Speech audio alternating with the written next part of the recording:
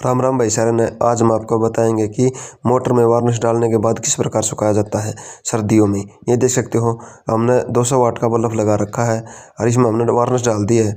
अभी हमारी मोटर पूरी गीली है और ये हमारा बल्ब बिल्कुल सुखा देगा उसको। 2 घंटे के लिए हम इसको जलता छोड़ देंगे बल्ब को और ये 200 वाट का बल्ब है तो ये मोटर को पूरा सुखा देगा। तो इस प्रकार से जो है सर्दियों में बल्ब लगाकर मोटर को सुखाया जाता है। यह तरीका सबसे बेस्ट तरीका है सुखाने के लिए। इस प्रकार से जो मोटर को सुखाना चाहिए।